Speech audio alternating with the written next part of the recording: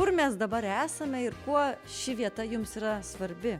Mes esame Vilkaviškio Salomėjos Nėries pagrindinėje mokykloje. Gražioje, išpuoselėtoje, mylimoje, laukiamoje ir atviroje visiems.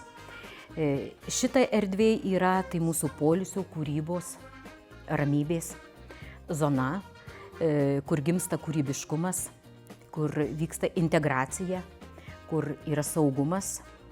Ta mes stengiame suteikti mokiniams. Taip pat eksponuojami mokinių darbai, darbų paroda skirta Kristijono Donelaičio gimimo metinėms paminėti. Mokinių darbai visuomet įvertinami, gauna aukštus apdovanojimus, aišku, indėlis pačių mokinių ir motyvuotų, stiprių mokytojų. Kultūrinis ugdymas, ką jis jums reiškia ir kokios veiklos yra vykdomos mokykloje? Kultūra apskritai yra visos visuomenės pamatinės vertybės. Todėl ir mes skatiname mokinių kūrybiškumą ir ieškome įvairių metodų, būdų, kaip tą skatinti, kaip formuoti, kaip ugdyti.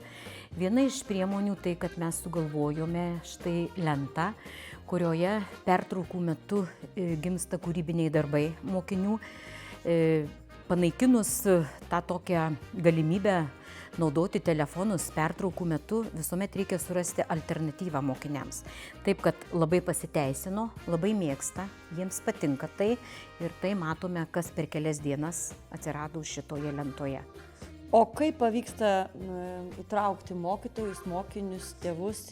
Tiesiog tai labai svarbu nuo bendro kolektyvo supratimo ir kultūros. Jeigu yra susitarimai, pagarba, tolerancija, atsakomybė, bendro tikslo siekimas, visą tai pavyksta pasiekti. Tai mūsų bendruomenė gali tuo pasidžiaugti. Labai džiugu, kad Tumo projektų metu įsitraukė į veiklas ir tėvai. Tėvam buvo organizuojama pedagoginis švietimas, buvo jie seminarus klausė, Vatansų yra tokia. Žodžiu, labai patenkinti, buvo atviri klausimai, psichologiniai ir kiti. Ir tiesiog laukia, kada vėl tą darysime. Dalyvavo 60% tėvų, apie 70% tėvų. Tai buvo organizuojama nuotoliniu būdu. Mes prisitaikom.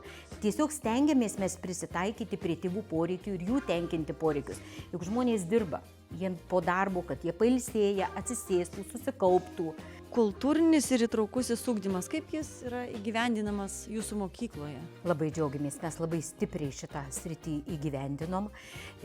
Lūkesčiai turbūt viršijo visas ribas, kadangi pertvarkėm buvusią biblioteką ir įkūrėme vietoj bibliotekos saviraiškos studiją. Tai pavadinimai gimė patiems vaikams dalyvaujant, renkant pavadinimus. Kas tai yra ta saviraiškos studija? Jis susideda iš keletos patalpų. Viena yra vaizduotės erdvė. Mes čia kaip tik dabar esame toje vaizduotės erdvėje. Tai yra visa grožinė, reikalinga mokiniams literatūra. Tiek mokiniams, tiek mokytojams. Mokiniai mokosi susirasti knygas. Labai yra svarbu, atrodo, tokie paprasti dalykai, o kartais jie nežino. Bet jie susiranda, jie to mokosi. Tai štai čia yra visa mokinių grožinė literatūra. Kitoje pusėje yra pritaikyta mokiniams pagal universaliojo dizaino reikalavimus baldai. Čia mokiniai leidžia laisvalaikį, piešia, žaidžia šaškėm, žaidimus žaidžia, toliau gali atsisėsti, rašyti, mokytis prie plačių palangių pritaikytų mokiniams. O į šį procesą buvo įtraukti ir mokiniai? Taip, mokiniai aktyviai dalyvavo, todėl kad labai neįdomu pavadinti grožinė literatūra ar dar mokslinė literatūra.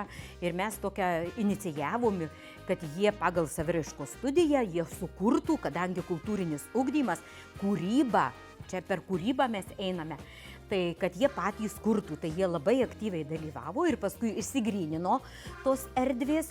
Ir štai sekanti erdvė yra išminties erdvė. Kas tai yra išminties erdvė? Pasirodo išminties erdvė, tai visi jų mokslinės knygos, tai yra kurios reikalingos ugdomajam procesui, taip pat jau mokomajam dalykui, tai ir visi dalykai. Šita erdvė yra pavadinta taip pat mokinių sukurtas pavadinimas Išmanioji studija. Išmanioji studija tai yra 2 išmanieji ekranai. Mokytojai gali ateiti, pasijungia pagal temas, pamokas, yra 3D akiniai, ekranai ir viską jie gali čia, žodžiu, dirbti. Tai yra įtraukusis ir kūrybiškumas ir stymas, žodžiu, visa apimantis. Tai ir šiuolaikiška, inovatyvu.